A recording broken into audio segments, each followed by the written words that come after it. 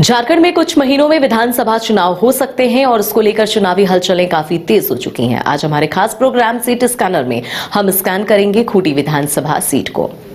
झारखंड की खूंटी सीट भगवान बिरसा मुंडा की धरती कही जाती है। कृषि प्रधान कहे जाने वाले खूंटी विधानसभा क्षेत्र में 90 के दशक तक नक्सलियों का बोलबाला हुआ करता था। सूरज ढलते ही खूंटी की सड़कों पर गाड़ियों के पहिए थम से जाते थे, लेकिन अब नक्सल प्रभावित इलाकों में सीआरपीएफ तेजी से सघन ऑपरेशन चला रही है। ऐसे में अब माओवादी कमजोर पड़ चुके हैं। कभी घोर नक्सल प्रभावित था खूंटी, ऐसे में खूंटी लोकसभा क्षेत्र 4 जिलों में फैला हुआ है। इसमें 6 विधानसभा क्षेत्र शामिल हैं। खूंटी लोकसभा क्षेत्र में खरसावा, तमाड़, तोरपा, सिमडेगा, कोलेबिरा और खूंटी विधानसभा क्षेत्र शामिल है। यही वजह है कि लोकसभा क्षेत्र जनजातीय लोगों के लिए आरक्षित है और यहाँ आदिवासियों की संख्या ज्यादा है। खूंटी जिले में राजनीतिक गतिविधियां धीरे धीरे अब बढ़ने लगी हैं। चुनावी अखाड़ों में दांव आजमाने वाले संभावित प्रत्याशी टिकट को लेकर गोटी सेट करने में लगे हुए हैं। इस विधानसभा क्षेत्र में बीजेपी के साथ कांग्रेस जेएमएम के संभावित उम्मीदवार पार्टी के बड़े नेताओं से संपर्क साधने में लगे हुए हैं।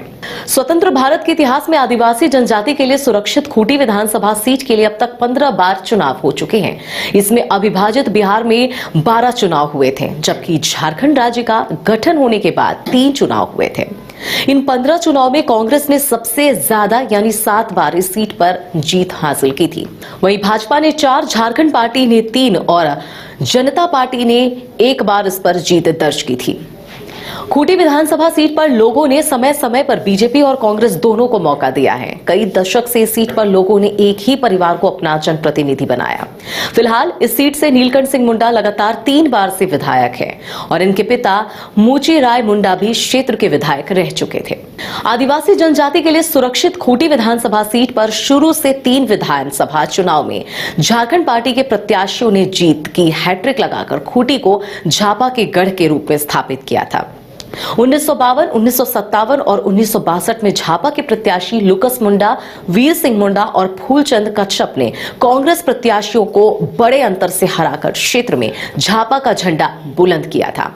इसके बाद झापा के सर्वे सर्वा मारंग गोम के जयपाल सिंह मुंडा के कांग्रेस में शामिल हो जाने के कारण क्षेत्र में झापा के आदिवासी वोट बैंक में जबरदस्त बिखराव हो गया, जिसका पूरा लाभ कांग्रेस को मिला। क्षेत्र से झापा का प्रभाव कम हो गया और कांग्रेस नई राजनीतिक ताकत के साथ उभरती गई। इसके बाद 1967 के चुनाव में कांग्रेस के टी मूची राय मुंडा ने झापा के फूलचंद कच्छप को 8,213 मतों से पराजित कर पहली बार कांग्रेस के खाते में खूंटी सीट डाल दी और इस चुनाव के बाद झापा के प्रभाव में गिरावट आने लगी और भारतीय जनसंघ पार्टी का उभार होने लगा। 1969 और 1972 के विधानसभा चुनाव में भी कांग्रेस की टी मूची राय मुंडा ने जीत दर्ज कर खूंटी क्षेत्र से जीत की पहली हैट्रिक लगाई थी।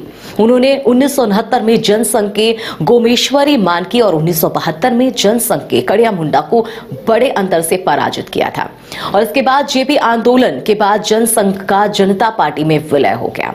1977 के चुनाव में जनता पार्टी के प्रत्याशी खोदिया पाहन ने पहली बार जीत का स्वाद चखा। उन्होंने कांग्रेस के वोट बैंक में जबरदस्त सेंधमारी कर कांग्रेस को हाशिए पर लाकर रख दिया था और झापा के जोहन पाहन को 3,889 मतों से पराजित किया। इस चुनाव में कांग्रेस प्रत्याशी तीसरे स्थान पर ही सिमट कर रह गए थे, लेकिन कुछ ही सालों में जनता पार्टी में टूट हो जाने से क्षेत्र में फिर से कांग्रेस की जमीन तैयार हो गई। 1990 के विधानसभा चुनाव में कांग्रेस से सामू पाहन ने भाजपा के हाथीराम मुंडा को शिकस्त देकर फिर से कांग्रेस का दबदबा कायम कर दिया। इसके बाद 1985, 1990 और 1995 के विधानसभा चुनाव में क्षेत्र की प्रख्यात शिक्षाविद और कांग्रेस की दिग्गज नेत्री सुशीला केरकट्टा जीत जाती हैं। 1985 में उन्होंने झापा के हेरेन जॉन पाहन को पराजित किया था। वहीं 1990 के चुनाव में भाजपा के हाथीराम मुंडा को कड़े मुकाबले में 887 मतों से हराया था। 1995 के चुनाव में उन्होंने भाजपा के चमरा मुंडा को हराया था। साल 2000 में अविभाजित बिहार में हुए अंतिम चुनाव में भाजपा ने कांग्रेस के दिग्गज नेता स्वर्गीय टी मूची राय मुंडा के बेटे नीलकंठ सिंह मुंडा पर दांव खेलती है। उस समय युवा नीलकंठ सिंह मुंडा ने अपने पहले चुनाव में शानदार प्रदर्शन करते हुए सुशीला केरकट्टा को हरा दिया और इस तरह पहली बार इस सीट को भाजपा की झोली में डाल दी। इसके बाद नवगठित झारखंड राज्य में साल 2004, 2009 और 2014 में हुए विधानसभा चुनाव में लगातार नीलकंठ सिंह मुंडा ने जीत का चौका लगाकर एक नया कीर्तिमान स्थापित कर दिया। साल 2005 में नीलकंठ सिंह मुंडा ने कांग्रेस के रोशन सुरीन को बड़े अंतर से पराजित किया था। वहीं साल 2009 के चुनाव में नीलकंठ सिंह मुंडा ने झामुमो के मसीह चरण पूर्ति को कड़े मुकाबले से हराया था। 2014 के चुनाव में नीलकंठ सिंह मुंडा ने झामुमो के जीदन होरो को 21,500 मतों के बड़े अंतर से पराजित कर दिया था। साल 2019 की बात करें तो साल 2019 में एक बार फिर से नीलकंठ सिंह मुंडा ने झामुमो के सुशील पाहन को शिकस्त देते हुए जीत हासिल कर लिया और एक बार फिर से विधायक बन गए। इन सबके बीच अगले 3 महीने में झारखंड विधानसभा चुनाव की राजनीतिक तैयारियां अब आधिकारिक रूप से शुरू हो गई हैं। भाजपा नेताओं में नया उत्साह और संचार पैदा करने का काम कर रही है। झारखंड में कभी आदिवासी वोट बैंक पर भाजपा का दबदबा रहता था, लेकिन वक्त के साथ आदिवासी वोटर्स भाजपा से छिटकते चले गए। 3 ऐसी सीटें झामुमो तो 2 सीटें कांग्रेस की झोली में चली गई। इससे इंडिया गठबंधन काफी उत्साहित दिखा। प्रदेश भाजपा ने इन सीटों पर हुई हार का मंथन भी शुरू कर दिया है। यूं तो इंडी गठबंधन को 2 सीटें छोड़ दें तो सभी ट्राइबल सीटों पर जीत मिली, लेकिन खूंटी वो वागिद सीट है जिस पर बीजेपी जीत का परचम लहरा चुकी है।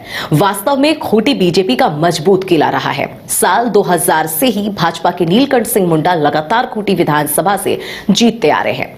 तो क्या इस बार भी बीजेपी के इस मजबूत किले को इंडिया गठबंधन ढा पाएगी या फिर एक बार फिर से बीजेपी फतेह करेगी?